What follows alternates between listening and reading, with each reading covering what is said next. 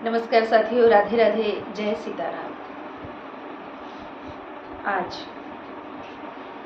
163वें दिन की कथा श्री रामचरितमानस में तुलसीकृत रामायण के अयोध्या कांड में पेज नंबर 490 पर हम कथा का आरंभ करेंगे। उससे पहले एक छोटा सा संदेश।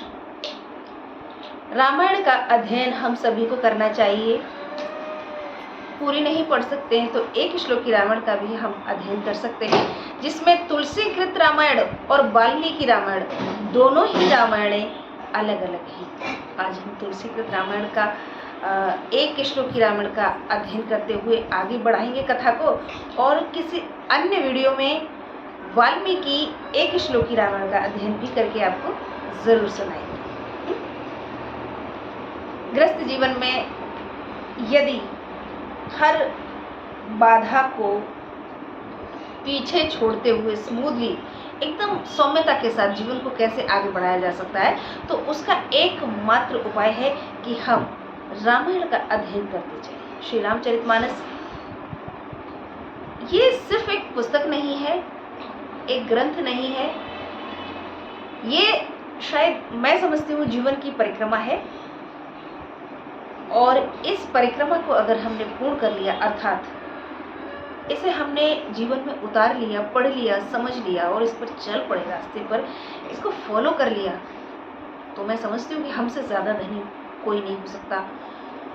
वो कोई भी व्यक्ति हो सकता है, वो चाहे सुन करके आत्मसात करे या पढ़ करके। ईश्वर के सबसे नज़दीक, सबसे प्रिय वही व्यक्ति होगा जो इनके पद चिन्हों पर चलेगा, प्रभु का स्मरण करते हुए समदर्शी भाव से सबको समान दृष्टि से देखते हुए निस्वार्थ भाव से जीवन को जिएगा।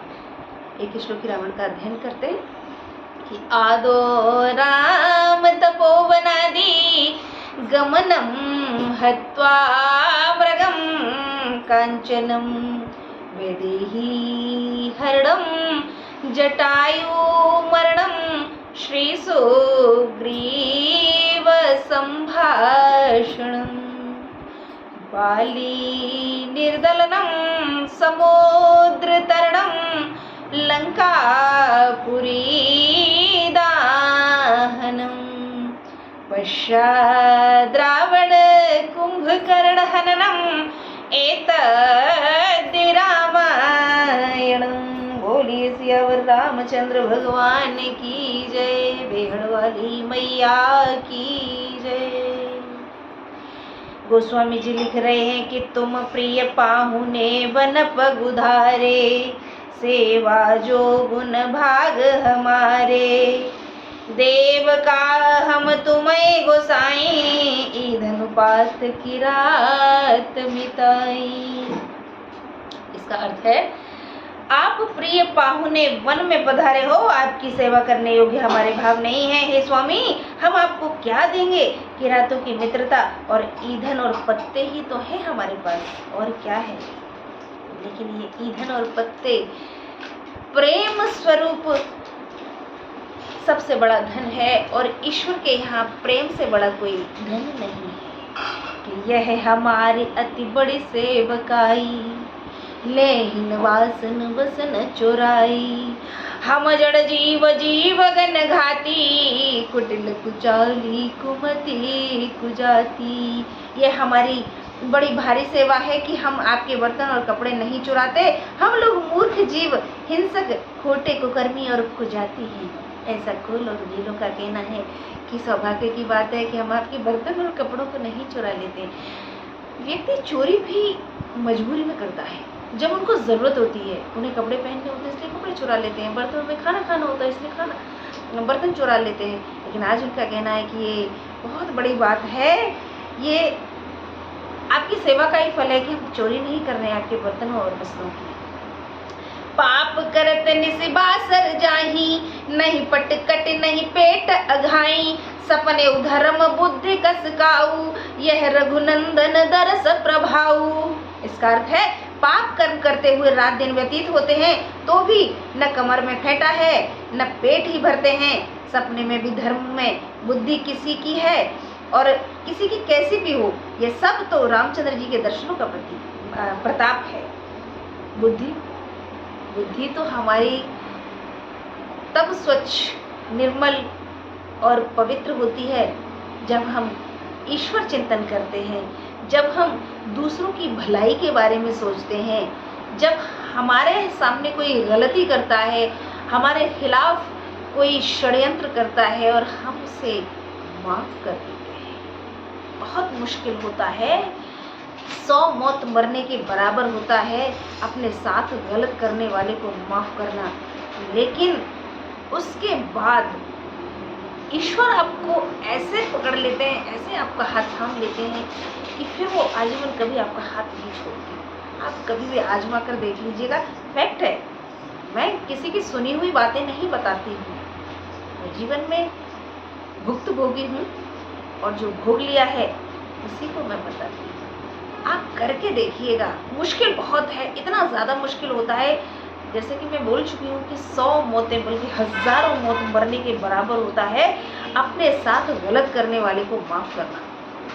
लेकिन जब हम माफ कर देते हैं तो एक अलग एनर्जी, एक अलग ऊर्जा हमारे अंदर होती है, जिसे देख करके वो जलनखोर और ज़्यादा जलने लगते हैं। लेकिन ईश्वर आपसे लाखों करोड़ों गुना उतना ही प्रेम करने लगते हैं। तो दुनिया के प्रेम की हमें ज़रूरत नहीं है, हमें तो प्रभु प्रेम की आवश्यकता है। आगे बढ़ते हैं। पाप करत निसी बासर जाही, नहीं पट कहीं नहीं पेट अघाई, सपने उधर्म बुद्धि कस काऊ, यह रघुनंदन दरस प्रभाऊ।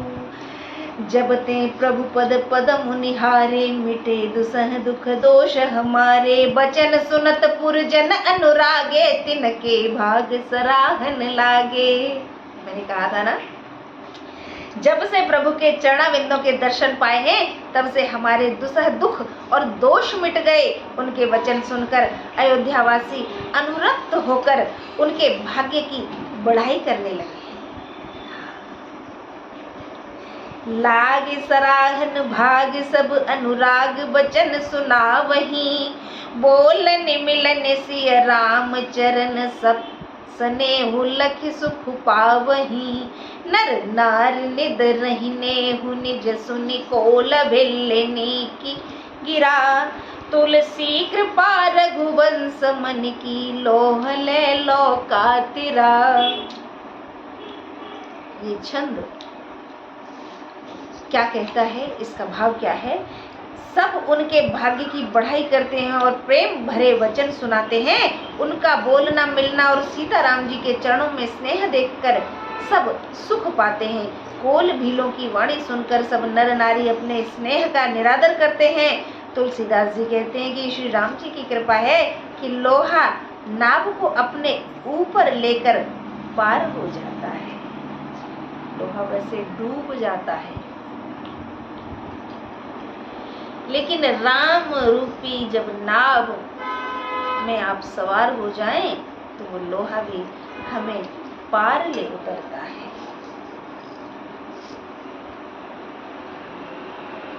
बिरह बिहरहि वन चहु ओर, प्रतिदिन प्रमुदित लोग सब, जल ज्यों दादुर मोर, भय पीन पावस प्रथम।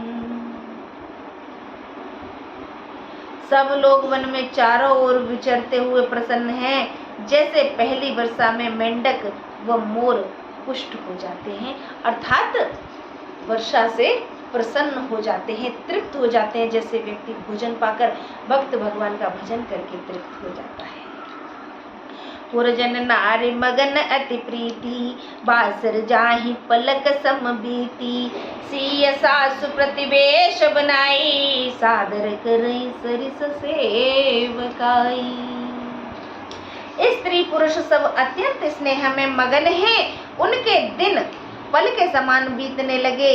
जितनी सासुएं थीं उतने ही रूप बनाकर सीता जी ने आदर पूर्वक सबकी सेवा की है। अब वन में भी अयोध्या वासियों का एक एक दिन पल के बराबर निकल जाता है, पता ही नहीं चलता कब निकल जाता है।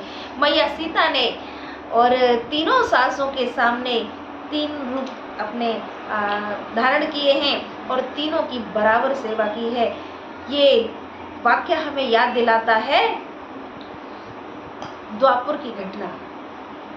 तो उस वक्त तो द्वापर नहीं आया था, लेकिन अभी हम कलयुग में हैं, कलिकाल में हैं, तो त्रेता और द्वापर दोनों की कथाएं हम लोगों के सामने कहीं न कहीं आती रहती हैं। हमें थोड़ा बहुत पता भी है कि जैसे भगवान श्री कृष्ण ने रास लीला की है, हर एक गोपी के पास अपने स्वरूप में विराजमान है और गोपियों को इस बात का अहम हो गया है, घमंड हो गया है। आज तीनों सासों कौशल्या, कैकेयी और मैया सुमित्रा के चरणों को मैया दबा रही हैं। सीता जी तो अलग अलग रूप में सेवा कर रही हैं और यही सेवा, ऐसी ही सेवा भगवान श्री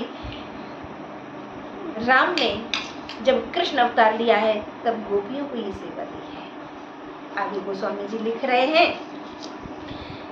लखान परम राम बिनु काहू, माया सब सिय माया महू, सियम सासु सेवा बस कीनी, तिन लगी सुख सिख आशीष दीनी। राम जी के सिवाय और किसी ने यह भेद नहीं जाना, सब माताएं सीता जी की महामाया के अंतर्गत हैं। जानकी जी ने सेवा से उनको वश में कर लिया, उन्होंने सुख पाकर शिक्षा और आशीर्वाद दिए हैं। राम जी को पता है कि सीता जी ने अपने कई रूप बना करके और उन माताओं को सेवा दे रही हैं। मैया की माया के अधीन है सब कुछ, साक्षात लक्ष्मी जी हैं।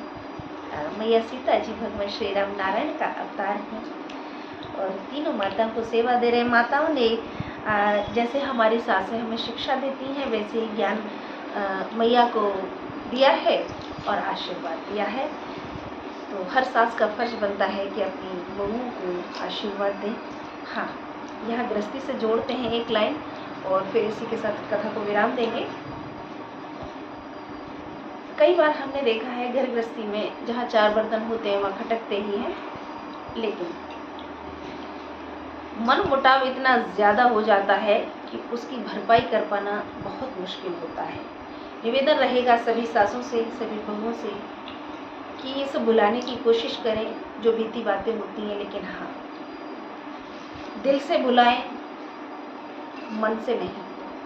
कुछ सासों का रुख ऐसा होता है कि वो अपनी बेटी को तो बेटी समझती हैं और बहुओं को गालियों के सिवा कुछ नहीं देना चाहती।